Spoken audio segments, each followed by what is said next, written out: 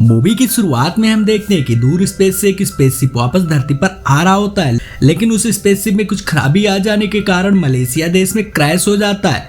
इसके बाद क्रैश वाली जगह पर पुलिस व डॉक्टर पहुंच जाते हैं ताकि वो स्पेसशिप के लोगों को बचा सके और स्पेस से लाए जा रहे सैंपल्स को कलेक्ट कर सके। लेकिन उन 4 सैंपल्स में से एक गायब हो जाता है और स्पेसशिप के सभी मेंबर्स में से सिर्फ एक ही जिंदा बचता है, जिसको जल्दी से एम्बुलेंस से हॉस्पिटल भेजा जाता है। लेकिन हॉस्पिटल जाते समय वो आदमी अचानक से उठ जाता है और वो आदमी डॉक्टर व ड्राइवर पर हमला कर देता है, जिससे वो एम्बुलेंस पलट जाता है। लेकिन इसी एक्सीडेंट से डॉक्टर बच जाती है और बिल्कुल सुरक्षित एम्बुलेंस से बाहर निकल जाती है, लेकिन वो किसी चीज के कंट्रोल में होती है।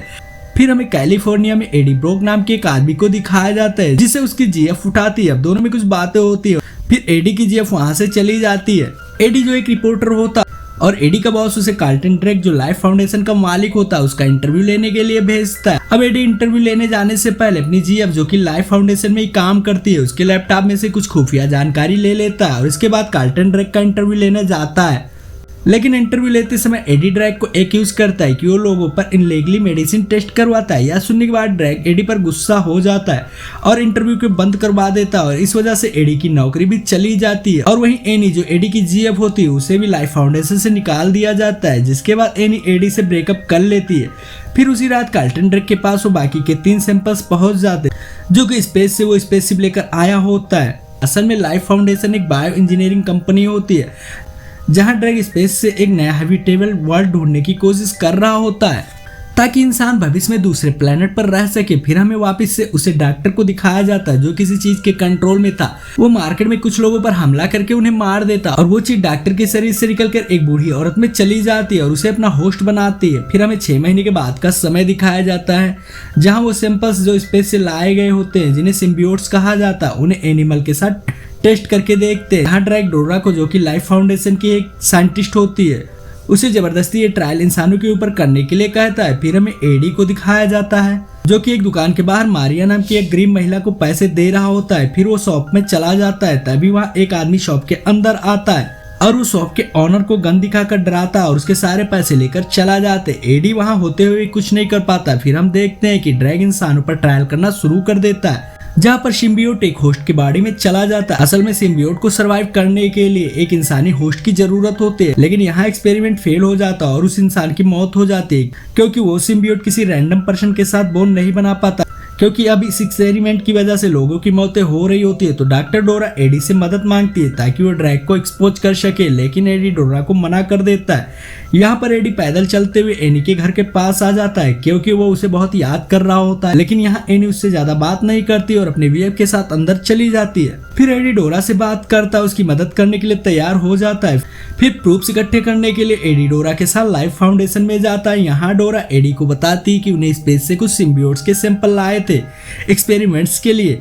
यहाँ लैब में जाने से पहले गार्ड्स के आ जाने की वजह से दोनों अलग अलग हो जाते हैं और एडी लैब में फोटो लेने लगता है, लेकिन तभी वो एक रूम में मारिया को बंद हुए देखता है। फिर एडी मारिया को बाहर निकालने के लिए उस रूम का ग्लास तोड़ देता है, लेकिन वो उस सिम्बियोट्स की होस्ट होने की वजह से मारिया एडी का गला दबाने लगती है। फिर वो सिम्बियोट मारिया से एडी में चला जाता है और मारिया मर जाती है। यहाँ अलार्म बजने लगता है और अलार्म बजने की वजह से गार्ड्स एडी का पीछा करते हैं, लेकिन एडी वहां से बचकर भाग जाता है और घर आते आते उसे बहुत जबरदस्त भूख लगी रहती है और वो घर का सारा खाना खा जाता है। और जब वो अपना चेहरा शीशे में देखता है तो उसकी आंखें बदल जाती है। उसे एक दूसरी आवाज सुनाई देने लगते है जिससे वो बहुत डर जाता है और बेहोश हो जाता है। फिर कुछ समय बाद जब उसे होश आता है तो वो एनी से बात करने की कोशिश करता है, तभी उसे पता चलता है कि वो एक रेस्टोरेंट में है। तो वहां जाकर एनी को सब बताने लगता है, लेकिन यहाँ पर सिम्बियोट को भूख लगने की वजह से वो रेस्टोरेंट में बैठे और लोगों का खाना खाने लगता है और खाते वक्त जब उसे गर्मी महसूस होती है तो वो जाके एक टैंक में बैठ जाता है और उस टैंक में मौजूद मछलियों को खाने लगता है। वहां पर एनी के साथ उसका बीएफ डैन भी होता है जो कि एक डॉक्टर होता है, तो उसे एडी के चेकअप करने के लिए हॉस्पिटल ले जाता है। यहाँ पर एडी का ईएमआरआई करते वक्त सिम्बियोट अजीब सा रिएक्ट करने लगता है। यहाँ पर एडी को दर्द में देखकर डैन ईएमआरआई रोक देता है और टेस्ट का रिजल्ट आने तक उसे घर जाने को कहता है। घर पहुंचने पर एडी को अपने पड़ोसी के रूम में से बहुत तेज आवाजें आ रही होती है। अब क्योंकि सिम्बियोट को तेज आवाज व आग से सिम्बियोट परेशान होता है तो एडी के शरीर में मौजूद सिम्बियोट गुस्सा हो जाता है और पड़ोसी के घर में जाकर उसे डरा देता है। फिर हमें ड्रैग को दिखाया जाता है जिससे सब कुछ पता चल गया होता है कि डोरा ने ही किसी की मदद की है लैम्प के अंदर घुसने की। वो अपने सिम्बियोट को पाने के लिए डॉक्टर डोरा से सब कुछ बुलवा लेता है, फिर डोरा के ऊपर एक्सपेरिमेंट करके डोरा को मार डालता है। अब ड्रैग सिम्बियोट को पाने के लिए एडी के घर में कुछ गुंडों को भेज देता है और उन गुंडों के सामने एडी सरेंडर करने लगता है, लेकिन वो सिम्बियोट नहीं मानता और सभी गुंडों की पिटाई कर देता है और फिर बाइक पर बैठकर भाग जाता है। फिर उसका पीछा करने को बहुत सारी गाड़ियां और ड्रोन्स पड़ जाते हैं, लेकिन एडी सिम्बियोट की मदद से वहां से बचकर निकल जाता है। लेकिन तभी एक कार उसके टक्कर मार देती है जिससे उसका हाथ पैर टूट जाता है, लेकिन सिम्बियोट तुरंत उसे पहले की जैसा बना देता है और फिर वो पानी में कूदकर वहां से भाग जाता है। अब ड्रैग ये सब देखकर समझ जाता है कि एडी सिम्बियोट के साथ बॉन्ड बनाने में कामयाब हो चुका है। अब दूर एक जगह पर आने के बाद वो अपना नाम एडी को वेनम बताता है और वो एडी से डील करता है कि अगर वो कोऑपरेट करेगा तो एडी को जिंदा रखेगा, वरना उसके लिए अच्छा नहीं होगा। वहीं दूसरी तरफ उस पहले वाले सिम्बियोट को देखते हैं जो मलेशिया से एक दूसरे आदमी में और दूसरे से तीसरे में बॉन्ड बनाते बनाते यूएस तक पहुंच जाती है। वहीं दूसरी तरफ एडी का मेडिकल रिपोर्ट आने के बाद एनी एडी से कांटेक्ट करने की कोशिश करता है, लेकिन एडी उसे दूर रहने को बोलता है। उसके बाद एडी अपने पुराने वाले ऑफिस पहुंचता है, लेकिन वहां पर उसका दोस्त रिचर्ड उसे अंदर घुसने नहीं देता, लेकिन यहाँ वेनम एडी की मदद करता है और एडी अपने पुराने बॉस के केबिन में जाकर लाइफ फाउंडेशन के खिलाफ जो प्रूफ्स उसने इकट्ठे किए थे उन्हें वहां पर रख देता है। लेकिन बाहर जाते वक्त वहां पर स्पेशल फोर्स आ जाती है और उसे घेर लेते हैं। यहाँ पर एडी सबको वार्निंग देता है, लेकिन यहाँ कोई नहीं रुकता और उस पर हमला कर देते हैं।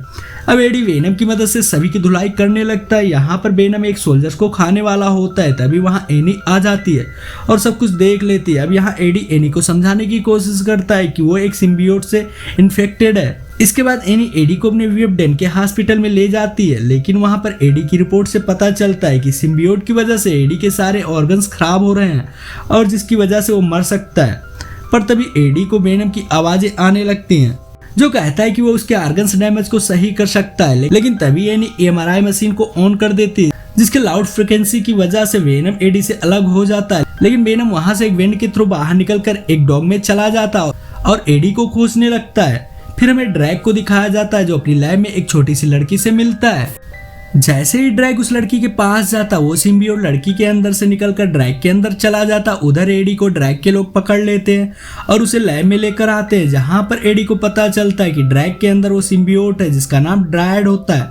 वो वेनम की लोकेशन को जानना चाहता है, लेकिन एडी कहता है कि उसे कुछ नहीं पता कि वेनम कहाँ है, जिसकी वजह से ड्रैग अपने लोगों से एडी को मारने के लिए कह देता है और वो लोग एडी को मारने के लिए एक जंगल में लेके जाते हैं। लेकिन वहां वेनम आकर ड्रैग के सभी लोगों को मार देता है और वेनम एनी की बॉडी से निकलकर एडी की बॉडी में आ जाता है और वो बताता है कि वो एडी के साथ ही इस धरती पर रहना चाहता है, क्योंकि एडी के साथ बॉन्डिंग के बाद उसका नजरिया भी बदल चुका है और इसलिए अब वो इस धरती को बचाना चाहता है। इसीलिए वो ड्रैग व ड्राइड के और भी सिम्बियोट धरती पर लाने से रोकने के लिए निकल जाते हैं और उधर ड्रैग रॉकेट लॉन्च करने के लिए तैयार हो जाता और खुद उस स्पेसशिप को चलाने का फैसला करता है। तभी उसे रोकने के लिए एक आदमी उसके खिलाफ आ जाता है, लेकिन ड्राइड वहां पर मौजूद सभी लोगों को मार देता है। अब ड्राइड जब रॉकेट में बैठकर जा रहा होता है कि तभी वहां वेनम आ जाता है और उसे रोकने की कोशिश करता है, लेकिन दोनों की ताकत में काफी अंतर होने की वजह से ड्राइड उसे अपने अंदर ऑब्जर्व कर लेता है। लेकिन तभी वहां एनी आ जाती है और कंट्रोल रूम में जाकर हाई फ्रिक्वेंसी वाला साउंड ऑन कर देते हैं, जिससे ड्राइड और वेनम अपने अपने होस्ट से अलग हो जाते हैं और अब ड्रैग का प्लान को फेल करने के लिए एडी ड्रैग से लड़ने लगता है। लेकिन इसी में राइड को ड्रैग के पास आने का मौका मिल जाता और वो एडी पर हमला कर देता है और फिर रॉकेट में चला जाता है और तभी वेनम एडी के अंदर आ जाता और एडी को ठीक कर देता है और फिर राइड के हथियार से उस रॉकेट को डिस्ट्रॉय कर देता है, जिससे राइड व ड्रैग की मौत हो जाती है। यहाँ पर वेनम रॉकेट के ब्लास्ट से एडी को बचाता है और एडी को गुड बाय बोल देता है। अगले सीन में हम देखते हैं कि एडी एनी से मिलता है। यहाँ पर दोनों वेनम के बारे में बातें कर रहे होते हैं, लेकिन इसी बीच में हम वेनम की आवाज को सुनते हैं, जिससे पता चल जाता है कि वेनम उस ब्लास्ट से बच गया होता है। लेकिन ये बातें एडी एनी को नहीं बताता। फिर एडी वेनम को कुछ रूल बताता है जिसमें वेनम सिर्फ बुरे लोगों को ही मार सकता है और बहुत कम चांसेस है कि वो उन्हें खा सकता है। फिर एडी मिसेस सेन की शॉप में जाता है, जहाँ पर वही पुराना आदमी पैसे लेने आया होता है, लेकिन इस बार एडी चुप नहीं रहता और वेनम की मदद से उस आदमी को बहुत ही बुरी तरीके से डराता और फिर उसे खा जाता और इसी के साथ ये मूवी यहीं पर खत्म हो जाती है। तो इसका सेकंड पार्ट बहुत जल्दी हम लेकर आ रहे हैं, तब तक के लिए बाय।